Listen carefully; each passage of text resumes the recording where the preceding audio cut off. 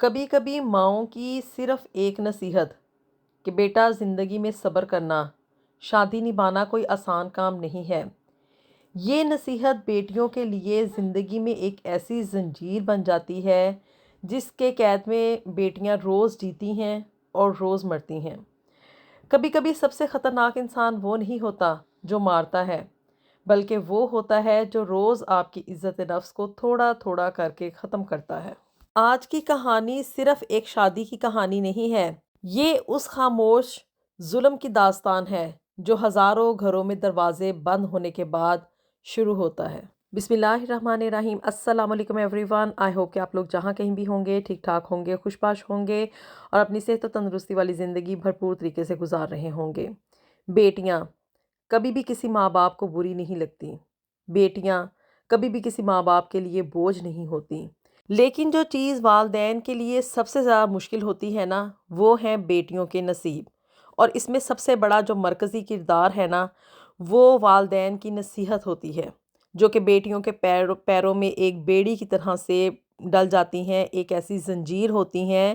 ایک ایسی قید بن جاتی ہے وہ نصیحت کہ جس میں سے وہ بیٹیاں ساری زندگی چاہتے ہوئے بھی باہر نہیں نکل سکتی۔ یہاں پہ میں ایک بات کرنی چاہوں گی ان تمام والدین سے جو کہ بیٹی کو رخصت کرتے وقت اس کے پیروں میں یہ نصیحت کی نا ایک بیڑی ڈال دیتے ہیں، ایک زنجیر ڈال دیتے ہیں کہ صبر سے کام لینا ہے، شادی نبھانا کوئی آسان کام نہیں ہوتا۔ اور خاص طور پہ وہ مائیں جو کہ اپنی بیٹیوں کی باتیں سننے کے باوجود آگے سے یہ کہتی ہیں کہ صبر کرو، وقت کے ساتھ ساتھ سب کچھ ٹھیک ہو جائے گا، تو ایسی ماؤں کو میں یہ کہوں گی کہ اب وقت نہ بدل چکا ہے، اور آپ اپنی بیٹیوں کو پڑھاتے لکھاتے ہیں، ان کو شعور دیتے ہیں، ان کو ان کے پیروں پہ کھڑا کرتے ہیں۔ کیا وہ سب کچھ آپ لوگ اس لیے کرتے ہیں کہ وہ دوسرے گھروں میں جا کر بے جا حبس برداشت کریں، شدت پسندی برداشت کریں؟ بیٹی کو رخصت کرتے وقت نا اس کے پیروں میں یہ زنجیریں نہ ڈالا کریں، بلکہ اس کو ایک اعتماد دے کر، اس کا حوصلہ بڑھا کر اپنے گھر سے رخصت کیا کریں کہ بیٹا اگر زندگی میں کوئی بھی مشکل وقت پڑا نا، تو ہمارے گھر کے دروازے تمہارے لیے ہر وقت کھلے ہیں۔ یہ تمہارا اپنا ہی گھر ہے اور اس گھر پہ تمہارا اتنا ہی حق ہے جتنا کہ اس رخصتی سے پہلے تھا۔ اچھا جی، پاکستان میں تو چلو بیٹیوں کی شادیاں ہوتی ہیں، کئی ایک گھروں میں لڑکیاں بڑی ہی خوش رہتی ہیں، بڑی اچھی خوشگوار زندگی بھی گزارتی ہیں، لیکن کئی ایک بیٹیاں ایسی بھی ہوتی ہیں، کئی ایک ہزاروں گھروں میں ایک ایسی کہانی بھی بیتتی ہے جو کہ دروازہ بند ہونے کے بعد ان کی زندگی شروع ہوتی ہے، اور اس میں وہ گھٹ گھٹ کے اپنی زندگی گزارتی ہیں۔ یہ سب کچھ آپ لوگ سمجھتے ہوں گے کہ شاید پاکستان میں ہی ہوتا ہے، نہیں، یہ سب کچھ ہمارے یہاں پہ یو کے میں بھی ہوتا ہے۔ جی ہاں، پاکستان یو کے میں آنے والی یہ جو پاکستانی فیملیز ہیں، یہاں پہ جو رہتی ہیں، یہاں پہ اپنی نسلیں گزار دیتی ہیں نا، ان کی فیملیز میں بھی اس طرح کے ملتے جلتے ایشوز ہوتے ہیں، اور فرق صرف یہ ہے کہ وہ لڑکیاں اپنے پیروں کی ان بیڑیوں کو ڈالتے، والدین یہاں پہ بھی وہی بیڑیاں، وہی زنجیریں اپنی بیٹیوں کے پیروں میں ڈال دیتے ہیں نصیحت کی شکل میں، لیکن وہ اس کو اس لیے توڑ دیتی ہیں کہ ان کے پاس یہاں پر ذرائع میسر ہوتے ہیں، ان کے پاس شعور ہوتا ہے، اور وہ اسلام کو اس حد تک سمجھ لیتی ہیں، اس حد تک جان لیتی ہیں کہ اسلام میں عورت کے کیا حقوق ہیں۔ آج آپ کے ساتھ لندن کے ایک علاقے میں رہنے والی مریم کی میں کہانی شیئر کرنے جا رہی ہوں۔ مریم کی عمر کوئی تقریباً 27 سال تھی، اس کے والدین کا تعلق پاکستان سے تھا، لیکن وہ خود یہاں پہ برطانیہ میں ہی پلی بڑھی تھی۔ یونیورسٹی سے تعلیم مکمل کرنے کے بعد وہ ایک اچھی ملازمت کر رہی تھی، ویل اسٹیبلش تھی اور اپنی زندگی سے بڑی ہی مطمئن تھی۔ اب جب مریم کے والدین کی نا ایک ہی خواہش تھی کہ اس کی شادی کسی اچھے گھرانے میں ہو، کسی اچھے پاکستانی فیملی میں ہو جائے، اور ان کے نزدیک اچھا گھرانہ وہ تھا جو کہ برطانیہ میں سیٹل ہو، اپنا ان کا گھر ہو، گاڑی ہو اور معاشرے میں وہ عزت رکھتا ہو۔ اب جی کچھ عرصے کے بعد ان لوگوں نے یہ جو رشتے وغیرہ تلاش کرنے کا سلسلہ ہوتا ہے نا، وہی سب کچھ یہاں پہ بھی اسی سینیریو میں چلا، اور کرتے کراتے جی اب مریم کے لیے رشتہ آ گیا فہد کا۔ اب جی مریم نے والدین کے کہنے کے مطابق اور ان کی خواہش کے مطابق نا فہد کے ساتھ شادی کرنے کی حامی بھر لی۔ اب جی فہد جو تھا نا، وہ مانچسٹر کا رہنے والا ایک پاکستانی نژاد نوجوان لڑکا تھا، اور خاندان ان کا دیکھنے میں بڑا ہی مذہبی نظر آ رہا تھا، کاروبار بھی ان کا اچھا تھا، سب لوگ بڑے ہی شائستہ دکھائی دیتے تھے۔ ملاقاتیں ہوئیں، آپس میں میٹنگز وغیرہ ہوئیں، منگنی ہو گئی، اور پھر اس کے بعد جی جب خاندان والے آپس میں مطمئن ہو گئے نا، تو چند ماہ کے بعد شادی کی تقریب بھی ہو گئی۔ اب جی شادی کے ابتدائی ہفتے بڑے ہی خوشگوار گزرے، کیونکہ چیزوں کو نا انفولڈ ہونے میں کچھ ٹائم لگتا ہے۔ یہ چیز آپ لوگ انڈرسٹینڈ کرتے ہوں گے، شروع میں رکھ رکھا ایک دوسرے کی کہہ لیں جھجک ہوتی ہے، اور وقت گزرنے کے ساتھ ساتھ یہ سب کچھ نا ختم ہونا شروع ہو جاتا ہے۔ شروع میں نا فہد بڑی ہی محبت سے بات کیا کرتا تھا، مریم کی تعریف وغیرہ بھی کرتا تھا، مستقبل کے خواب بھی دکھاتا تھا۔ مریم کو لگتا تھا کہ اس نے واقعی ایک اچھا شریک حیات پا لیا ہے۔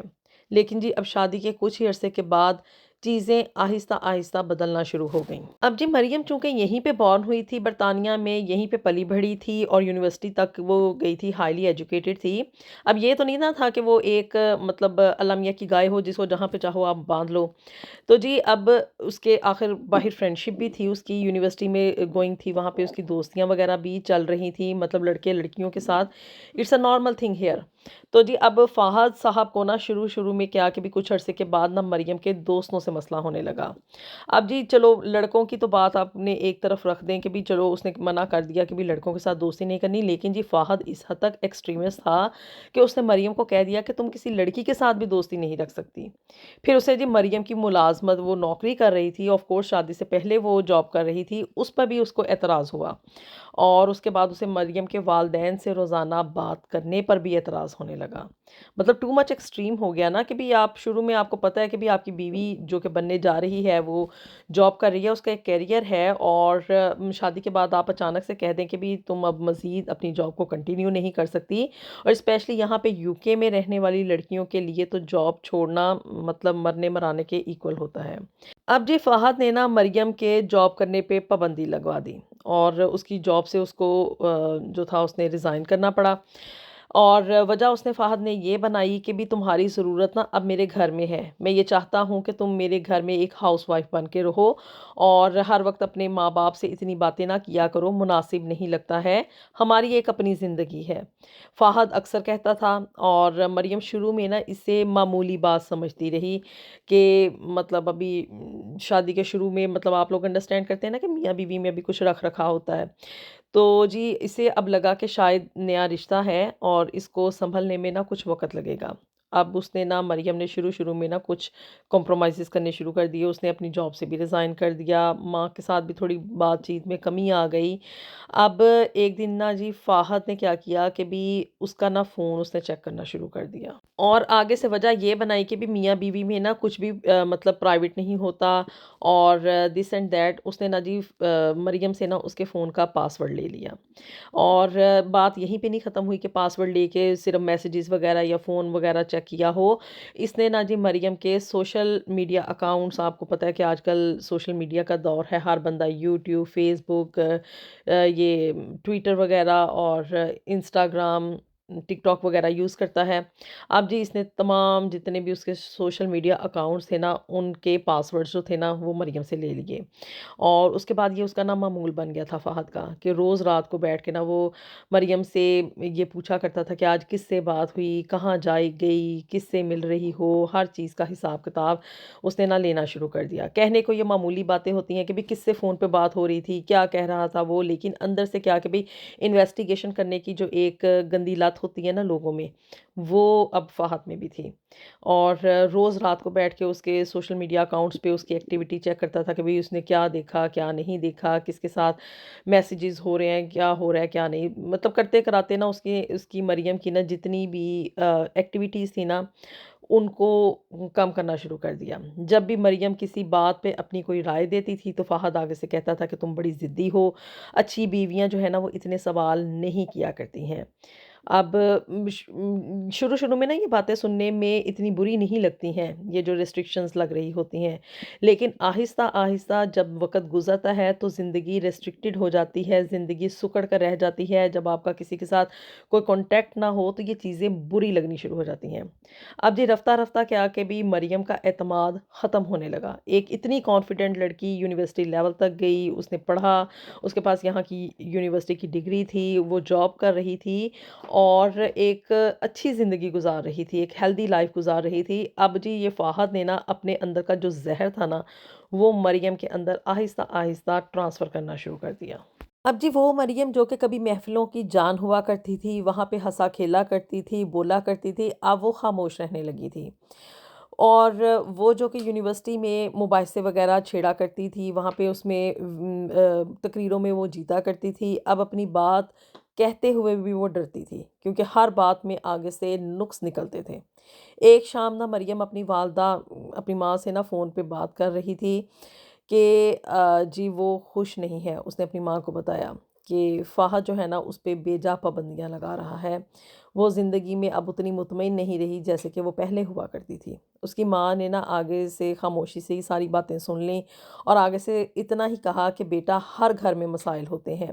وقت کے ساتھ ساتھ نا سب ٹھیک ہو جاتا ہے، اپنے رشتے کو تھوڑا وقت دو، تھوڑا صبر اور تحمل سے کام لو۔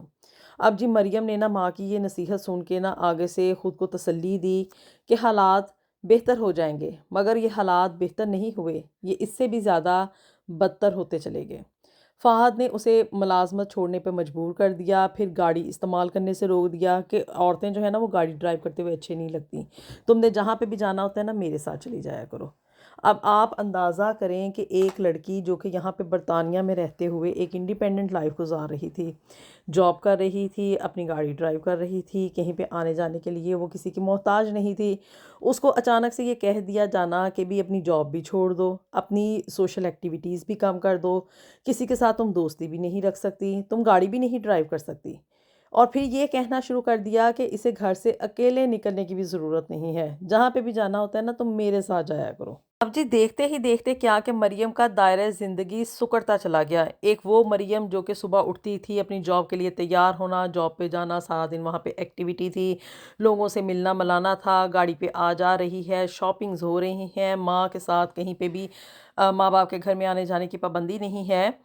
اور وہ مریم جو کہ اب شوہر کے گھر میں آ کر صرف ایک 2 یا 3 کمروں کے گھر میں قید ہو کر رہ گئی تھی۔ اب جی ایک دن کیا ہوا کہ محلے کی نا ایک پاکستانی خاتون نے مریم سے پوچھا کہ بیٹا تم ٹھیک تو ہو؟ پہلے تم بہت خوش نظر آتی تھی اور اب تم بڑی ہی خاموش سی ہو گئی ہو۔ یہ سن کر نا مریم کی آنکھوں میں آنسو آ گئے کہ کسی نے پہلی بار اسے یہ پوچھا تھا کہ وہ واقعی کیسی ہے۔ اب جی اس رات نا وہ بڑی ہی دیر تک جاگتی رہی۔ اس نے اپنی زندگی کے پچھلے 3 سال اس طرح سے گزار دیے تھے فہد کی پابندیوں میں۔ اب وہ 3 سالوں کا حساب کتاب یاد کرنے لگی،